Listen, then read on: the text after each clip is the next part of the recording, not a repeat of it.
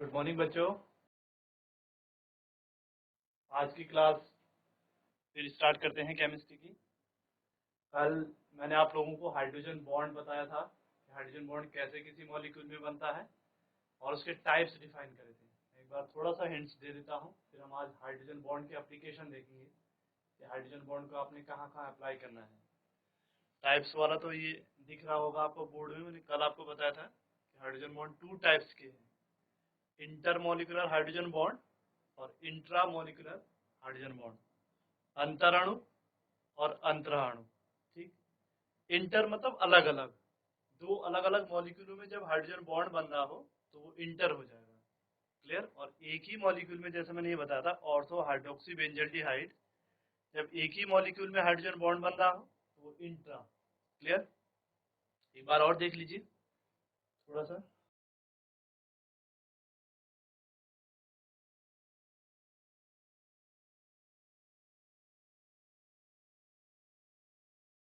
Hydrogen bond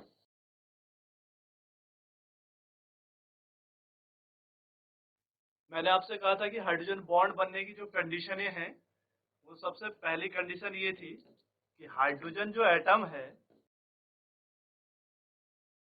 वो direct जुड़ा हो कौन से, फ्लोरीन, ऑक्सीजन एंड नाइट्रोजन से, यानी मोर इलेक्ट्रोनिगेटिव एलिमेंट्स।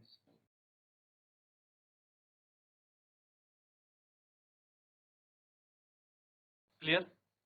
अगर ऐसी कंडीशन कहीं पर भी क्रिएट हो रही है तो अपने आप क्लियर है कि उस मॉलिक्यूल में हाइड्रोजन बॉन्ड का फॉर्मेशन हो रहा होगा। ठीक। ऑर्गेनिक केमिस्ट्री में भी कुछ कंडीशनें बनती हैं कि जहां पर हाइड्रोजन बॉन्ड इसके अलावा बन जाता है। उस कंडीशन में क्या होता है कि कई बार हाइड्रोजन बॉन्ड कार्बन के साथ अगर डायरेक्ट हाइड्रोजन जुड़ा हो तो भी बनता है, लेकिन ऐसे केसेस केवल ऑर्गेनिक में और बहुत रेयर है। इसलिए वो जब ऑर्गेनिक वाला डिस्कस करेंगे तब आपने केवल मेनली जो देखना है तो इनऑर्गेनिक के उससे आपने केवल इन तीनों को देखना है कि अगर हाइड्रोजन फ्लोरीन से जुड़ा है तो भी हाइड्रोजन बॉन्ड बनाएगा, ऑक्सीजन से जुड़ा है तो भी बनाएगा, या नाइट्रोजन से। इसका मतलब इन तीन मोर इलेक्ट्रोनिगेटिव एलिमेंट से किसी भी एक से जुड़ा हो। क्लियर। देखो, अब हाइड्रोजन बॉन्ड कौन ज्यादा स्ट्रॉन्ग होगा या कितना ज्यादा स्ट्रॉन्ग होगा, उसके लिए भी कुछ कंडीशनें हैं। ठीक।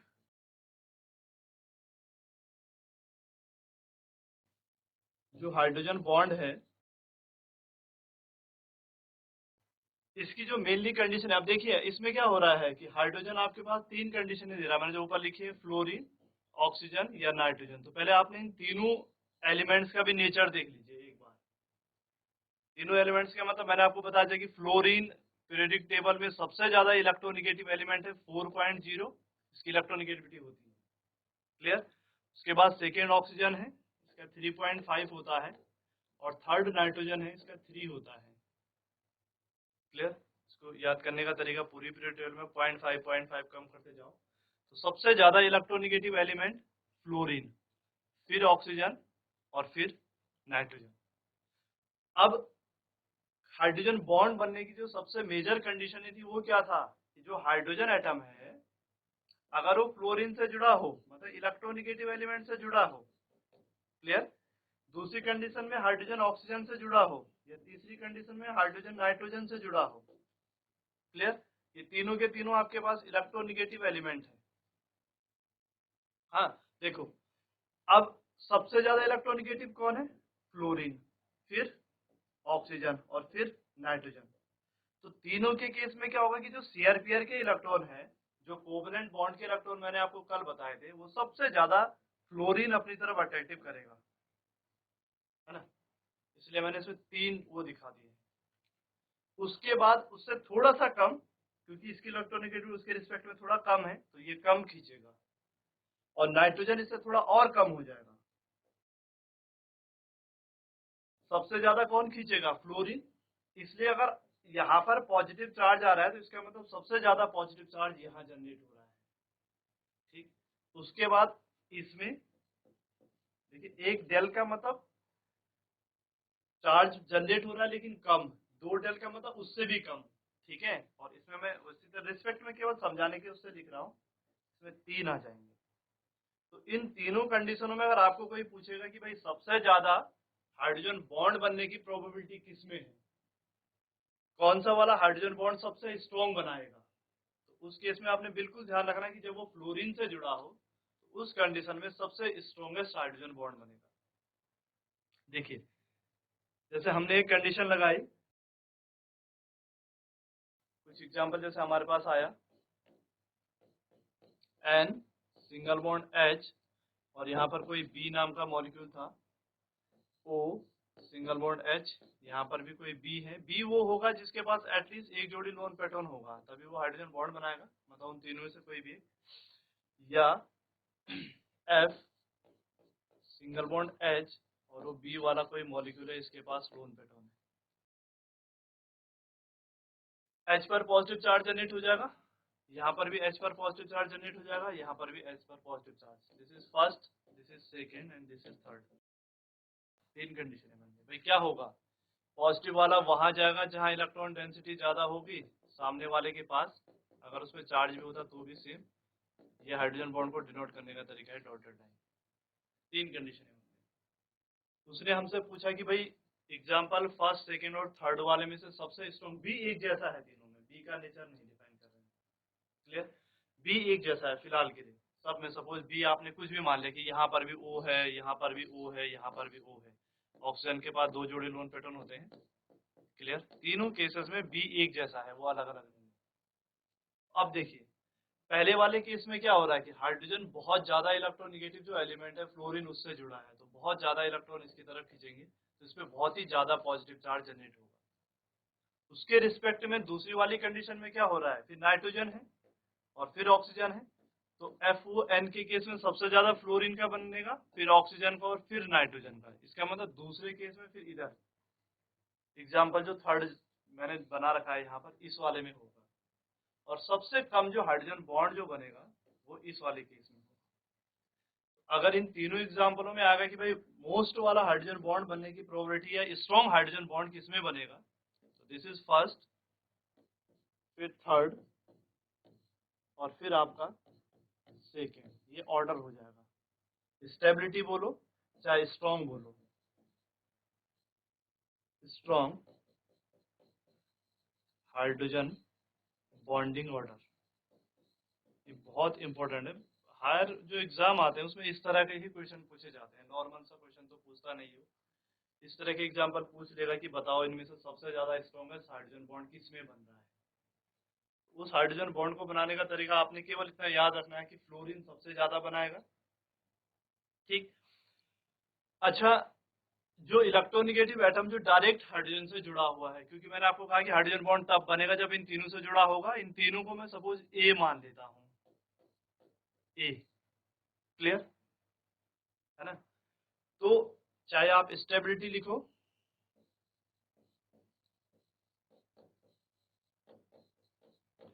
Stability of hydrogen bond, clear, is directly proportional to electronegativity, electronegativity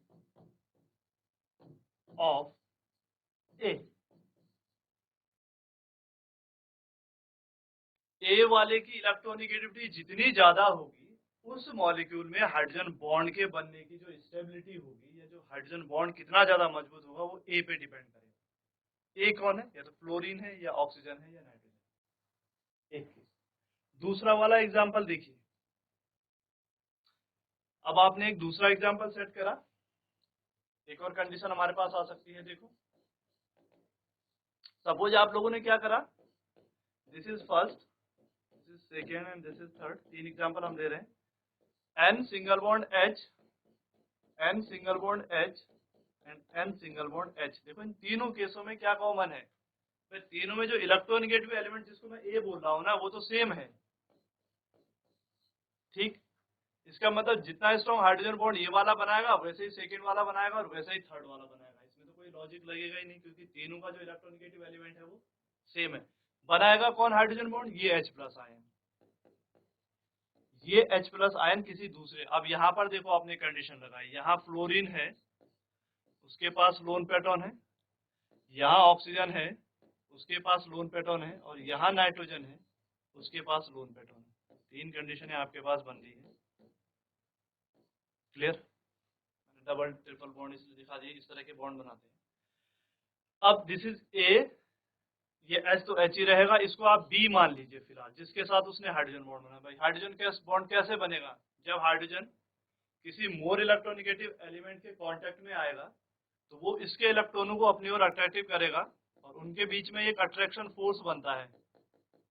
ये वाला जो आकर्षण बल बन रहा है इसी को तो हम हाइड्रोजन बॉन्ड बोल रहे हैं। ठीक, क्योंकि इसके पास इलेक्ट्रॉनों की कमी हो गई है। इलेक्ट्रॉनों की कमी क्यों हुई? क्योंकि उसके ठीक उससे एक ऐसा एलिमेंट जुड़ा हुआ है ए नाम का, जिसने उसके इलेक्ट्रॉन छीन लिए हैं, इसलिए इसके पास कमी है, तो वो दूसरे के पास जा रहा है मांगने के लिए। यहाँ पर पता क्या हो रहा है, जिस बी के पास वो मांगने के लिए गया, इन तीनों एग्जाम्पलों में बी अलग अलग है, ये तो सेम है ना, इसलिए इस कंडीशन में तो हाइड्रोजन बॉन्ड पे कोई इफेक्ट नहीं पड़ेगा, तीनों एक जैसे। लेकिन क्या बी के अलग अलग एटम के जुड़ने से भी हाइड्रोजन बॉन्ड स्ट्रॉन्ग या वीक होगा? ये भी एक क्वेश्चन है। तो देखो इसको कैसे समझना है। अब बी का नेचर देखिए, बी के नेचर में भी फिर आपको वही इलेक्ट्रोनिगेटिविटी चेक करनी है।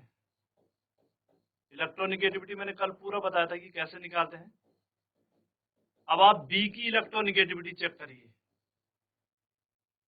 ठीक, बी की इलेक्ट्रोनिगेटिविटी कैसे चेक करेंगे? सबसे ज्यादा इलेक्ट्रोनिगेटिव फिर वही फ्लोरीन, फिर ऑक्सीजन, और सबसे इन तीनों में सबसे जो वीक होगा वो नाइट्रोजन।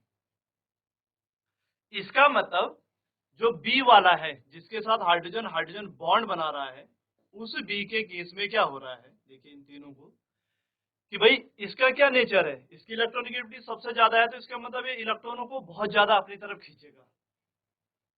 ठीक, ये एफ सबसे ज्यादा इलेक्ट्रॉनों को अपनी ओर खींचेगा, तो इसका मतलब वो देगा भी बहुत कम। इलेक्ट्रोनिगेटिव एलिमेंट का यही तो नेचर है कि वो अपनी ओर खींच लेता है, डोनेट नहीं करता इजीली से। इसका मतलब फ्लोरीन सबसे ज्यादा खींचेगा, उसके रिस्पेक्ट में फिर ऑक्सीजन थोड़ा सा कम, क्योंकि ये कम इलेक्ट्रोनिगेटिव है, और नाइट्रोजन बिल्कुल ही कम। ठीक, तीनों का एग्जांपल क्लियर हो रहा है। तो देखो पता क्या होगा, ये सबसे कम अपने इलेक्ट्रॉन देगा, तो ये सबसे वीक होगा, जो यहाँ वाला हाइड्रोजन बॉन्ड बनेगा ये सबसे वीक बनेगा, कमजोर होगा ये सबसे। ठीक, ये वाला क्यों बन रहा है? क्योंकि ये हाइड्रोजन जब बी के साथ माने इस एफ के साथ जुड़ना चाह रहा है, तो ये इजीली अपने इलेक्ट्रॉन डोनेट नहीं कर, बॉन्डिंग नहीं करना चाह रहा है उसके साथ। ऑक्सीजन एफ के रिस्पेक्ट में थोड़ा कम है, तो ये थोड़ा दे देगा कि चलिए। ठीक, और नाइट्रोजन की इलेक्ट्रोनिगेटिविटी सबसे कम है, इसलिए ये सबसे ज्यादा इलेक्ट्रॉन डोनेट करने की टेंडेंसी रखेगा इन तीनों में। तो ये वाला जो हाइड्रोजन बॉन्ड बनेगा वो सबसे ज्यादा स्ट्रॉन्ग हो जाएगा। ठीक, इसका मतलब एक और बात हमने यहाँ पे देख लिया है कि स्टेबिलिटी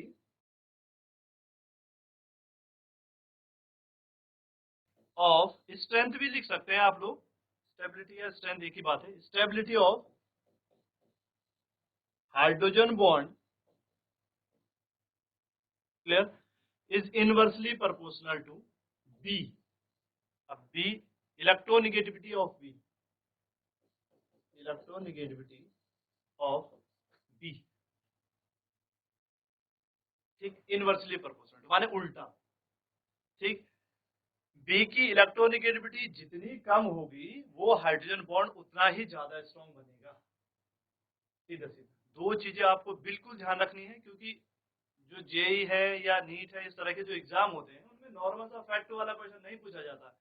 ये तो 11th में सिंपल सा आपके पास क्वेश्चन आते थे कि भाई मीथेन है, अमोनिया है, या C2H6 है, या Cl2 है, बताओ इनमें से किस में हाइड्रोजन बॉन्ड है। तो बहुत नॉर्मल सा आपने फॉर्म देख दिया तो आपको पता चल गया, हाँ जी कि भाई नाइट्रोजन डायरेक्ट हाइड्रोजन से जुड़ा है, तो आपने बोला सर इसने हाइड्रोजन बॉन्ड बना दिया। ठीक, ये तो लॉजिकली है। लेकिन अगर आप बड़े एग्जाम्स की प्रिपरेशन कर रहे हैं उनमें इस तरह के फैक्ट पूछे जाते हैं कि हाइड्रोजन बॉन्ड तो तीनों ने बनाया, लेकिन सबसे स्ट्रॉन्गेस्ट हाइड्रोजन बॉन्ड किसने बनाया, और फिर उसका रीजन हो जाए कि क्यों। तो तीनों के केसेस में देखिए, जो ए वाला मॉलिक्यूल है उसमें सबसे वीक हाइड्रोजन बॉन्ड बन रहा है, क्योंकि जो हाइड्रोजन एफ से जब बी वाले एफ से अपने इलेक्ट्रॉन मांग रहा है तो ये देगा नहीं आसानी से। मैंने बता दिया क्यों नहीं देगा, क्योंकि इलेक्ट्रोनिगेटिविटी इसका नेचर है, अपने इलेक्ट्रॉन डोनेट नहीं करेगा, इसका नेचर खींचने का है। ऑक्सीजन उसके रिस्पेक्ट में थोड़ा और दे देगा, क्योंकि इसकी इलेक्ट्रोनिगेटिविटी थोड़ा कम है ना। इसकी मैंने आपको बताया कि ये 4.0 है, ये 3.5 है, और ये 3 है। सीधा सीधा नॉर्मल सी बात मैं तो इसको ऐसे याद कराता था पहले कि भाई ये 4 लोग इसके इलेक्ट्रॉनों को पकड़ के रखे हैं, यहाँ पे 3.5 हो गए हैं, मतलब ये समझिए यहाँ पे 3 ही रह गए हैं, तो ये ज्यादा स्ट्रॉन्ग से पकड़ के रखेंगे तो इजीली देंगे नहीं। ये उसके रिस्पेक्ट में थोड़ा और कम हो गई है संख्या, तो डोनेट करने की कोशिश करेगा। और यहाँ पर तो देखिए और कम हो गई है, डिजिट एक पूरा ही कम हो गया है, तो ये थोड़ा और ज्यादा इलेक्ट्रॉन डोनेट कर देगा। इसका मतलब ये वाला सबसे स्ट्रॉन्ग है। इसमें क्या ऑर्डर बन रहा है देखिए, सबसे स्ट्रॉन्गेस्ट जो हाइड्रोजन बॉन्ड बनेगा वो थर्ड, उसके बाद सेकेंड, और उसके बाद फर्स्ट। ये इंक्रीजिंग ऑर्डर या स्टेबिलिटी ऑफ हाइड्रोजन बॉन्ड का ऑर्डर है सबसे ज्यादा। अगर इसमें मैं पूछूं कि कौन, तो ये थर्ड वाला, फिर सेकेंड वाला, फिर फर्स्ट वाला। इस तरह के क्वेश्चन भी इसमें पूछे जाते हैं। ठीक, एक और लॉजिक ये क्लियर हो गया है। अब देखिए और भी कैसे क्वेश्चन आते हैं। जैसे आप लोगों ने लिखा HF, HCl, HBr और HI, 4 मॉलिक्यूल मैंने आपके पास लिख दिया। Hydrogen fluoride, hydrogen chloride, hydrogen bromide, hydrogen iodide, 4 अलग अलग मॉलिक्यूल है। This is first, this is second, third and fourth. 4 case आपके पास ऐसे बन रहे हैं। अच्छा देखो, बात करते हैं बॉइलिंग पॉइंट की।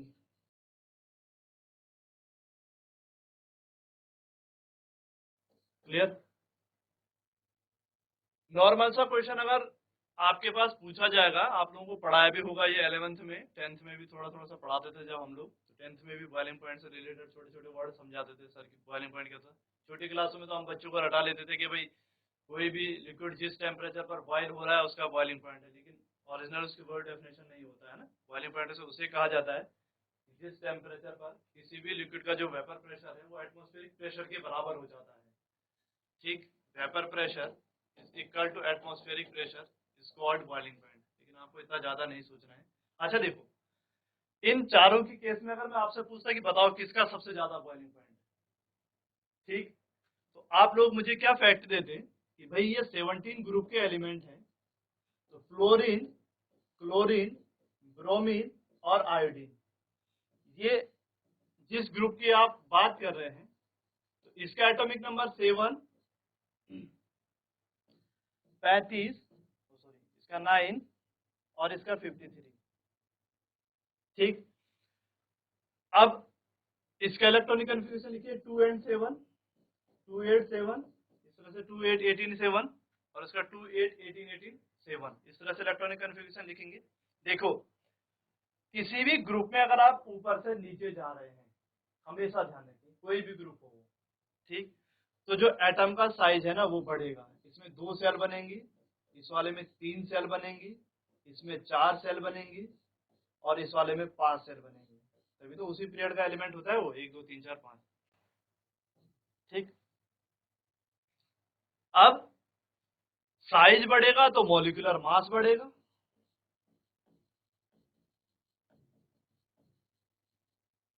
ठीक, साइज बढ़ेगा तो मॉलिक्यूलर मास बढ़ेगा। इसका मतलब सबसे बड़ा साइज आयोडीन का, फिर ब्रोमीन का, फिर क्लोरीन का और सबसे छोटा साइज फ्लोरीन का।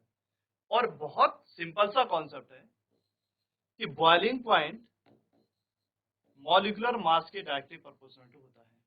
बहुत सिंपल सा लॉजिक, पीरियोडिक टेबल में तो देखते ही आप आंसर निकाल देते हैं। ठीक, जिसका साइज जितना ज्यादा होगा उसका मॉलिक्यूलर मास उतना ज्यादा होगा, उसमें वांडर वाल फोर्स जो फिजिक्स में आप लोगों ने पढ़े होंगे उतना ज्यादा बनेगा, और जहां जितना ज्यादा वांडर वाल फोर्स बनेगा उसका बॉइलिंग पॉइंट उतना ही ज्यादा हो जाएगा। ठीक, तो उसके रिस्पेक्ट में तो क्या हो जाना चाहिए था, सबसे ज्यादा बॉइलिंग पॉइंट किसका, HI का, फिर HBr का, फिर HCl का, और सबसे कम किसका होना चाहिए था, HF का। क्यों? क्योंकि उसका साइज सबसे छोटा है। किसी भी ग्रुप में अगर आप ऊपर से नीचे जा रहे हैं तो उसके परमाणु का आकार बढ़ जाता है, और परमाणु का आकार बढ़ने के कारण उसका जो मॉलिक्यूलर मास है, आणविक द्रव्यमान है, वो भी बढ़ जाता है। और जैसे ही किसी चीज का आणविक द्रव्यमान होगा तो ऑटोमेटिकली उसको बॉयल होने में उतना ज्यादा टाइम लगेगा ना, तो उसका बॉइलिंग पॉइंट जो होगा वो उतना ज्यादा हो जाएगा। ठीक है, अब इस केस के हिसाब से तो आप बोलते हैं कि सर सबसे बड़ा साइज आयोडीन का है, तो सबसे ज्यादा आयोडीन वाले का बनाएगा HI का, क्योंकि H तो सब में कॉमन है ना। सेम ब्रोमीन, फिर क्लोरीन, फिर फ्लोरीन, सबसे कम फ्लोरीन कौन सी। देख एक्चुअली में जब इन लोगों ने इसका ऑब्जर्वेशन करा तो देखा गया कि सबसे ज्यादा जो बॉइलिंग पॉइंट निकला वो HF का निकला हाईएस्ट, तब जाके HI का, फिर HCl का, और फिर HBr का, और फिर लास्ट में HCl का। उल्टा ऑर्डर हो गया, मतलब एक चीज चेंज हो गई है। सबसे ज्यादा यही जो निकल गया है, जबकि इसका सबसे कम होना चाहिए था। फिर क्यों, HF का क्यों, जिस टॉपिक से रिलेटेड हम पढ़ रहे हैं, मतलब सीधा सीधा सा आंसर है कि HF का सबसे ज्यादा बॉइलिंग पॉइंट इसलिए हो रहा है क्योंकि उसमें हाइड्रोजन बॉन्ड है।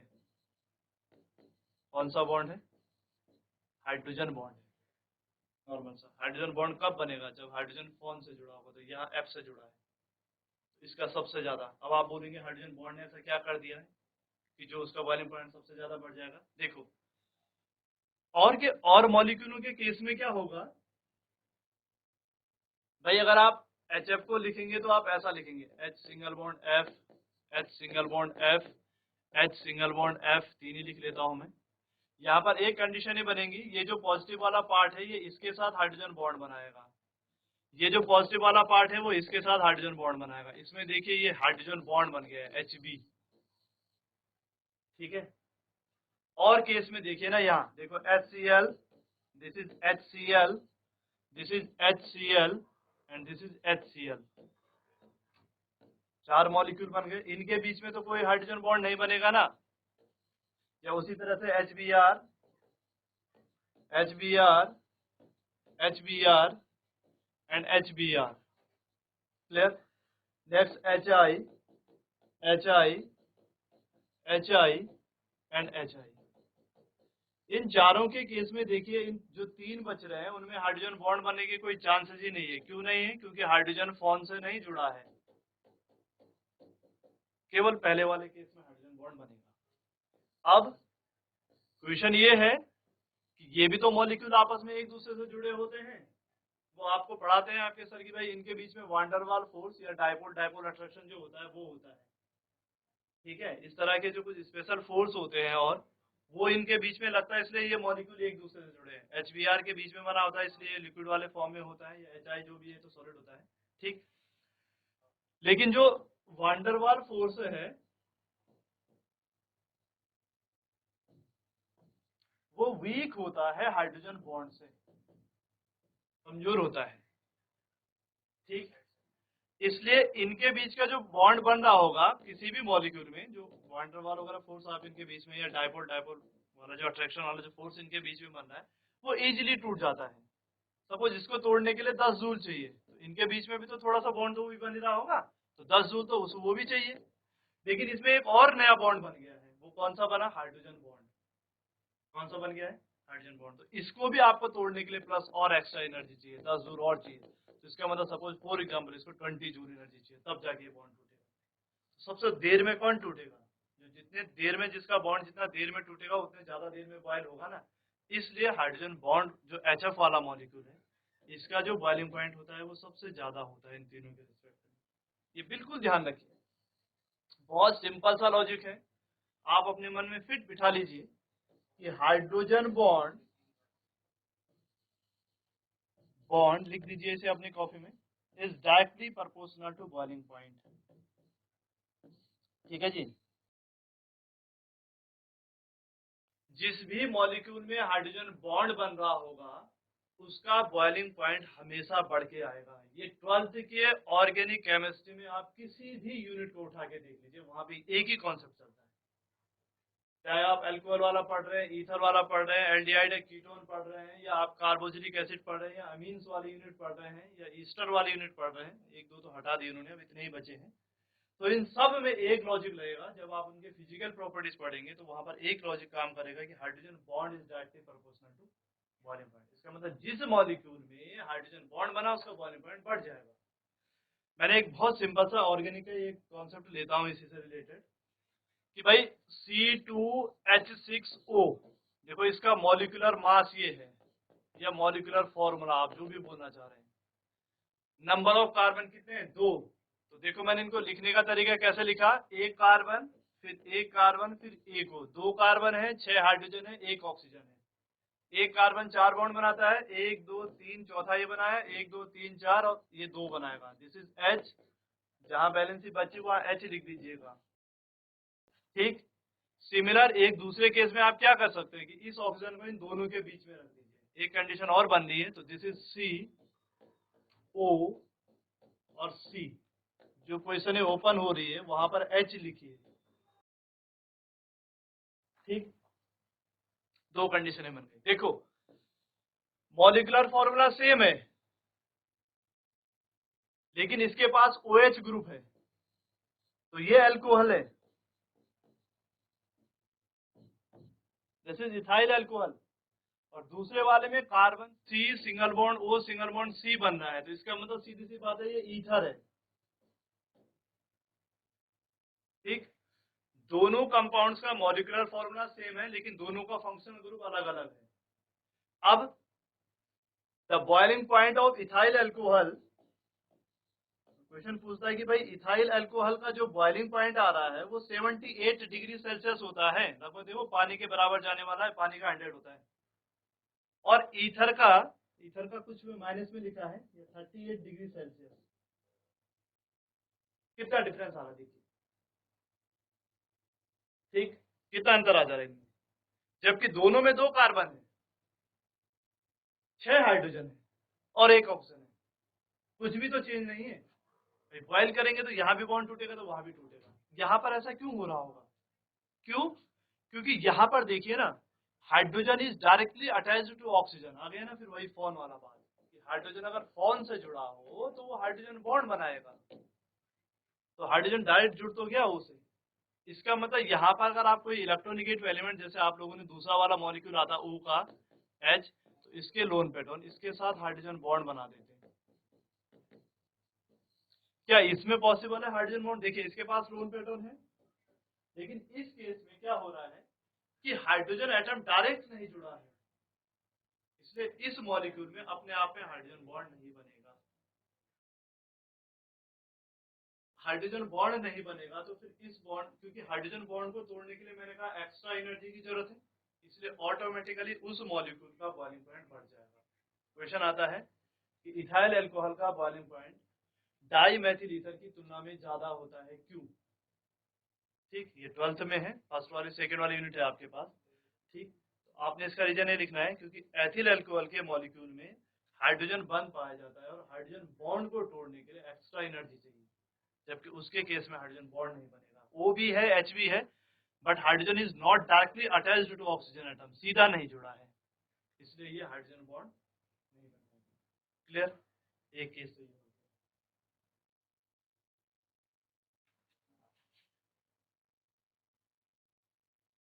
हाँ, ठीक, नेक्स्ट देखिए। अच्छा, एक क्वेश्चन और आता है,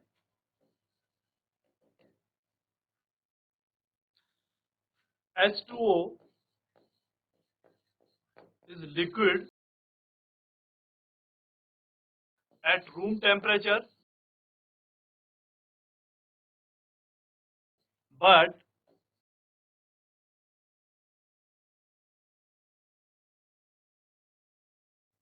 ठीक है, क्यों? वाई?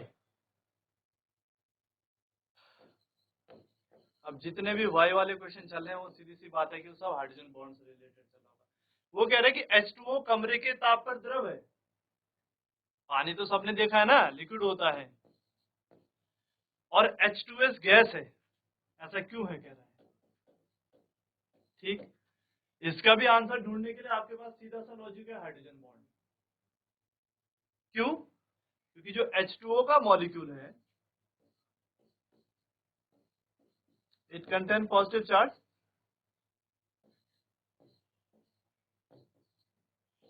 इसके लोन पेटर्न जो है ये नेगेटिव चार्ज दिखा लो, कोई फर्क नहीं पड़ रहा उससे, वो इसके साथ हाइड्रोजन बॉन्ड बना देगा। सपोज दूसरा वाला ऑक्सीजन का मॉलिक्यूल है, इसके लोन पेटर्न है, वो इस वाले के साथ हाइड्रोजन बॉन्ड बना देगा। देखो ये हाइड्रोजन बॉन्ड बन गया है, क्योंकि हाइड्रोजन डायरेक्ट फोन में एक एलिमेंट ऑक्सीजन से जुड़ा है। ठीक। अच्छा, H2S के केस में क्या हो रहा है? H2S ऐसा भी लिख लीजिए, ये वेंट शेप में होता है। H2S सेम ऐसे लिख दिया मैंने ताकि आप कंफ्यूज ना हो, इसको भी मैंने सेम ऐसे लिखा। एक मॉलिक्यूल ये है, एक मॉलिक्यूल ये है और एक मॉलिक्यूल ये है। इसमें भी तो मैंने तीन ही मॉलिक्यूल लिए थे, दिस इज वन और ये सेकेंड और ये थर्ड। तो दोनों में कुछ भी डिफरेंस नहीं है, तीनों को मैंने उसी तरह से लिखा भी है। ये इस कंडीशन में जो सेकेंड वाला है H2S वाला जो केस है, उसमें हाइड्रोजन बॉन्ड नहीं बनेगा।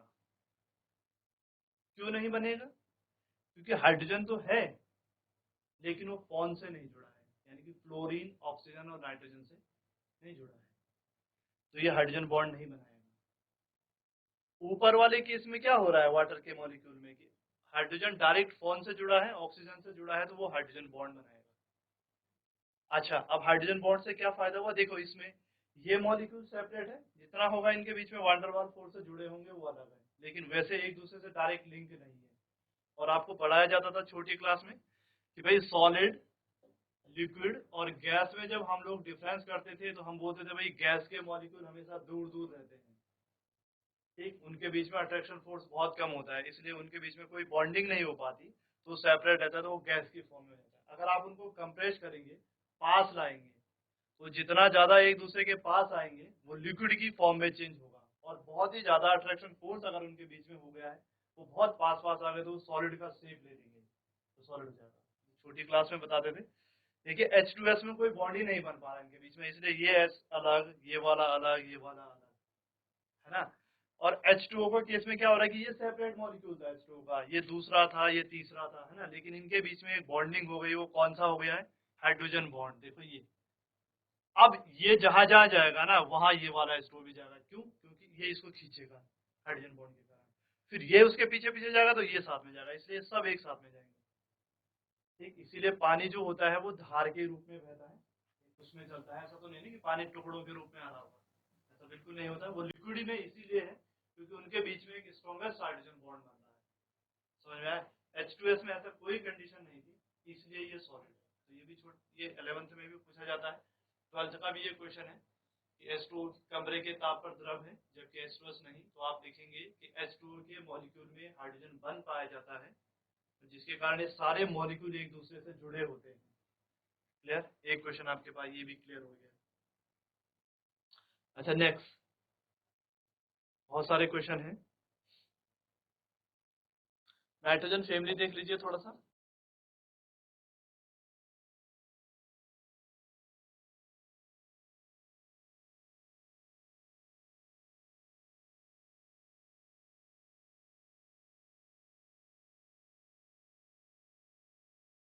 याद कराते थे ये ग्रुप, नेपाल, पाकिस्तान, ऑस्ट्रेलिया, सब भिखारी। NP, अच्छा देखो इसके केस में भी फिर वही, ये 7, ये 15, ऐसे आप नीचे करके लिखते जाएंगे। ठीक, तो रूल के अकॉर्डिंग तो सबसे ज्यादा बॉइलिंग पॉइंट सबसे नीचे वाले का होना चाहिए था, लेकिन इसके केस में भी अगर मैं इससे मॉलिक्यूल बनाऊंगा तो ये NH3 बनाएगा, इससे बनाएंगे तो ये PH3 बनाएगा, ऐसे ही नीचे वालों का सोवन चलता रहेगा। लेकिन इसमें भी सबसे ज्यादा जो बॉइलिंग पॉइंट निकल के आता है वो NH3 का आता है, PH3 से ज्यादा। अब वो पूछता है कि क्यों, तो फिर आपके पास एक ही क्वेश्चन है उसका कि उसका आंसर आ जाएगा आपके पास हाइड्रोजन बॉन्ड। कौन सा बॉन्ड? फिर वही जो पहले वाले में मैंने पूरा एक्सप्लेन करा हुआ कि हाइड्रोजन बॉन्ड को तोड़ने के लिए एक्स्ट्रा एनर्जी चाहिए। देखिए रूल के अकॉर्डिंग विस्मित वाले का सबसे ज्यादा होना चाहिए था, फिर Sb का, फिर एस्टेटिन ये वाला, फिर फास्फोरस, फिर नाइट्रोजन का, लेकिन उल्टा हो गया यहाँ पे। इन दो में तो पूछा ही जाता है कि PH3 की तुलना में NH3 का बॉइलिंग पॉइंट ज्यादा होता है, क्यों। ठीक, तो आप सीधा सीधा सा आंसर लिखेंगे कि अमोनिया के मॉलिक्यूल में यानी NH3 के मॉलिक्यूल में हाइड्रोजन बॉन्ड पाया जाता है। ठीक है ना। तो आज के लिए इतना बहुत है, थोड़ा सा एप्लीकेशन बचे हैं इसके, 2-3 और। जैसे क्वेश्चन आता है कि भाई आइस पानी में क्यों तैर रहा है, ठीक। या और भी क्वेश्चन है, एसिडिक नेचर भी डिफाइन करेंगे कल, ऑर्गेनिक कंपाउंड्स का या इन्हीं का। तो सारी चीजें सब आपके हाइड्रोजन बॉन्ड से कॉन्सेप्ट से क्लियर होंगी। ठीक, तो आज की क्लास के लिए बहुत है।